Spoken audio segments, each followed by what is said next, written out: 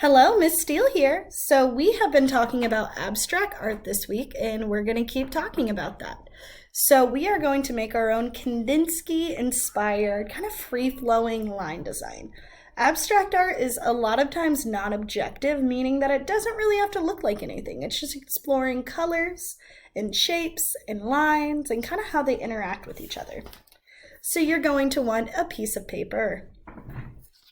You want a pencil and an eraser. Thankfully, this one has an eraser on the back.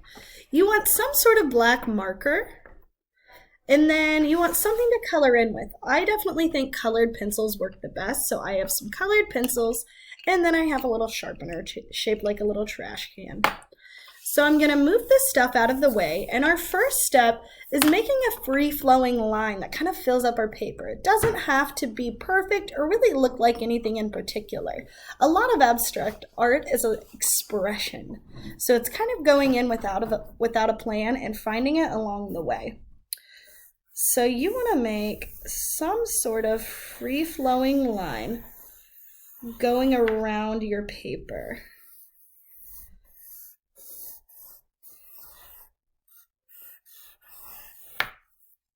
Here's a free-flowing line I have for mine. If you don't like a certain part of your line, or maybe you want to move things around, you can always go back and erase, but I'm going to keep mine like this. And then my next step is going to be tracing over my line in my Sharpie, and then I'm going to go back and erase any pencil lines that are hanging out like that.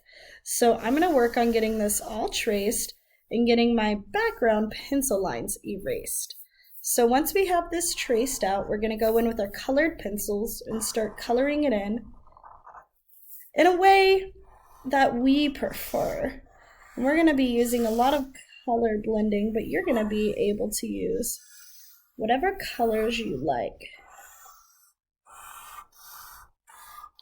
So I'm going to get the rest of this traced, get my pencil lines that are hanging out erased, and then we'll move on to our next step.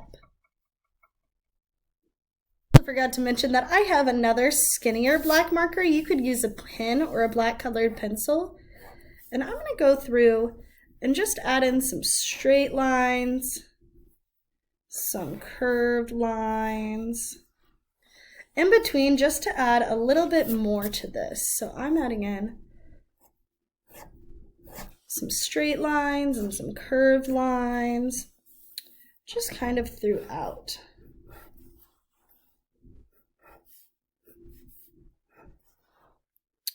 Just to kind of spice it up.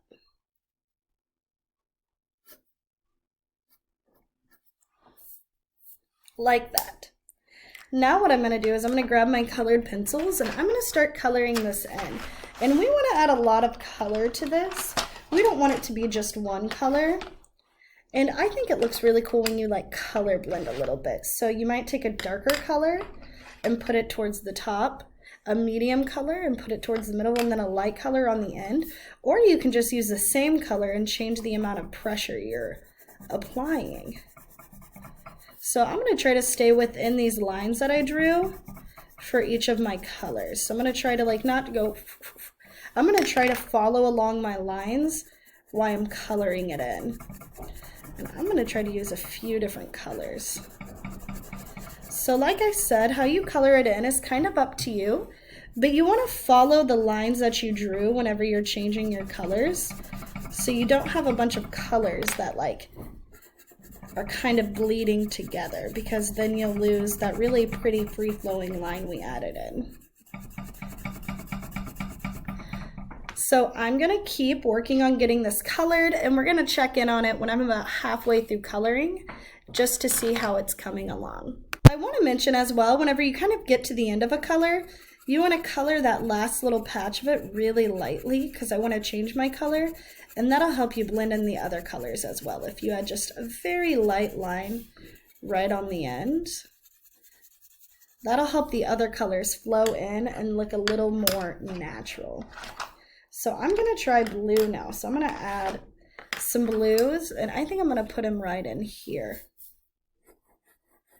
So again, I'm just blending some colors out, and I can even just use one color if I wanted And whenever I want to make it darker, I'm going to press closer. And whenever I want to make it medium, I'm going to hold in the middle of my pencil. And this helps with the amount of pressure. So if you're holding closer to the lead, there's going to be more pressure. So if I hold way far to the back, that's going to give me my lightest value because I'm applying less pressure. Like that. And that's just using one color, but you can use multiple colors to help you blend too. So I'm going to keep getting this colored in, and we just want to fill it up with color.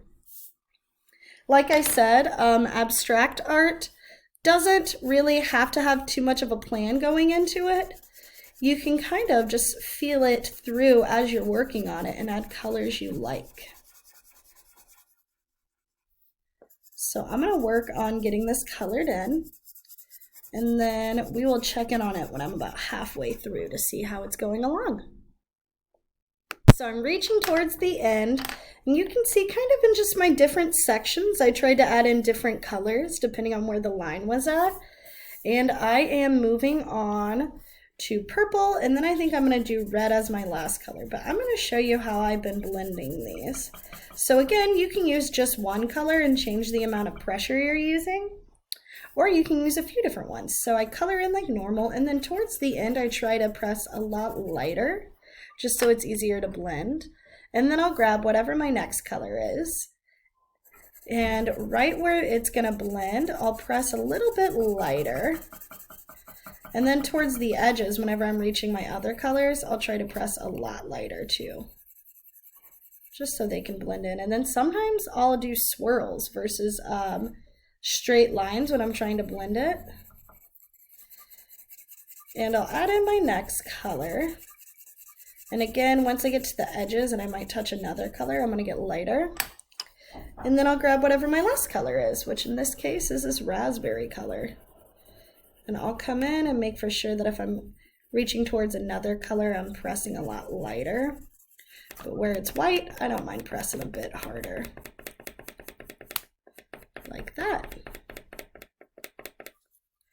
And then if I need to go back and like blend anything, I can press lightly and do that. And that's how I've been kind of getting all of these different colors in here. So I have just this top section and this bottom section, and then I will be done. And I'm going to do purple again.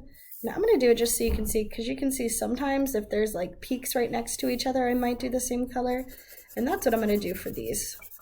So where I have my little peaks is where I'm going to start with my darkest, and then it's going to stretch out to my lightest color. So again, whenever I get towards the end, I'm pressing a lot lighter so I can blend in those other colors a lot easier. So I'm going to work on getting this finished colored in, and then we'll look at it whenever it is all complete.